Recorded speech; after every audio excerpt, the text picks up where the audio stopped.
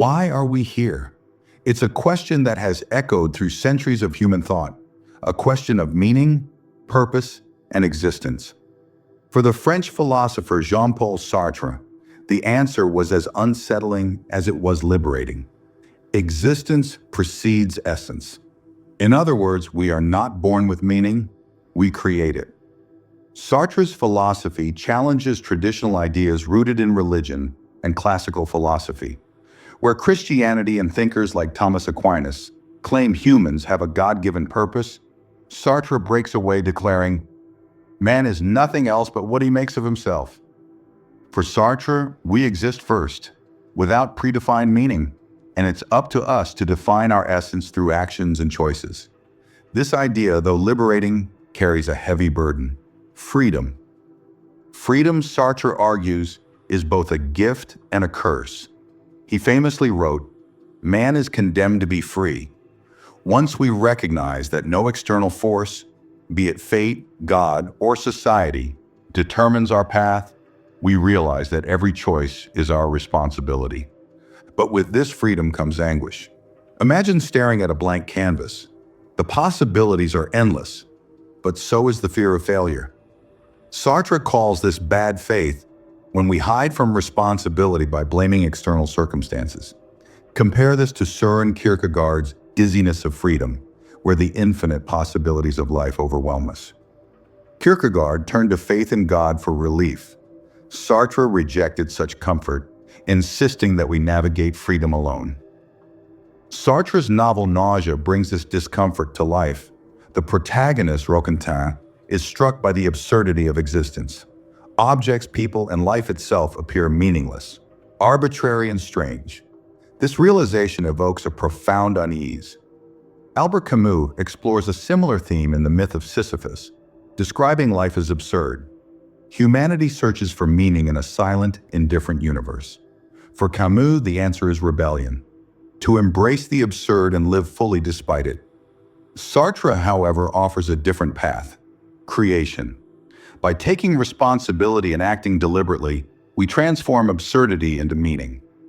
This existential discomfort mirrors Buddhism's idea of dukkha, or suffering. But where Sartre rebels against meaninglessness, Buddhism teaches acceptance, finding peace in the transient nature of existence. To live authentically, Sartre insists, we must take responsibility for our freedom. Authenticity means rejecting excuses, societal pressures, and external judgment. It means living deliberately, owning our choices fully. As Nietzsche put it, to live is to suffer, to survive is to find meaning in the suffering. Simone de Beauvoir expands on Sartre's ideas, arguing that freedom isn't just individual, it's relational. True freedom involves promoting the freedom of others. Responsibility, then, is not just personal, but also ethical. Sartre reminds us that our choices ripple beyond ourselves. Every decision shapes not just who we are, but the world around us. Choosing to conform can perpetuate oppression. Choosing authenticity can inspire liberation. This interconnectedness aligns with the Hindu concept of karma, where every action has consequences across time and space. In the Bhagavad Gita, Krishna teaches, "You have a right to perform your duties, but you are not entitled to the fruits of your actions."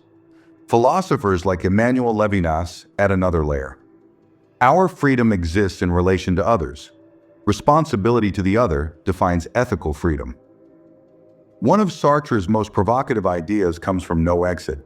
Hell is other people. This line often confuses readers. Sartre isn't condemning relationships, but critiquing how societal judgment confines us. When we let others define our identity, we lose our freedom. Nietzsche echoes this struggle, urging us to transcend societal norms and become the Übermensch, someone who defines their own values. Sartre's solution?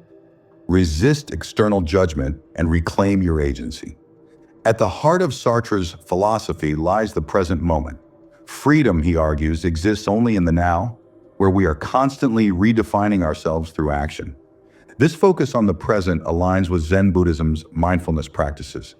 Concentrate the mind on the present moment. Similarly, the Stoic Marcus Aurelius reflects, "Do not let the future disturb you." you will meet it with the same reason that arms you today. For Sartre, meaning isn't found in the past or promised in the future. It's created here in the present through deliberate, authentic action. Jean-Paul Sartre's existentialism is a call to courage. By rejecting divine purpose and societal expectations, he challenges us to embrace freedom and responsibility. Life, he argues, offers no inherent meaning. But this isn't a curse, it's an opportunity.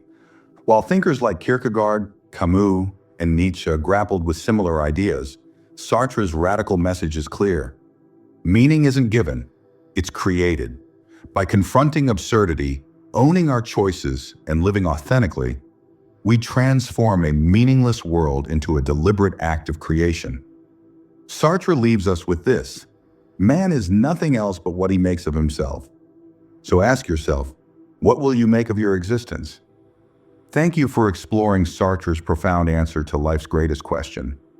If this journey through existentialism sparked your curiosity, stay tuned for more thought-provoking explorations of philosophy, meaning, and life.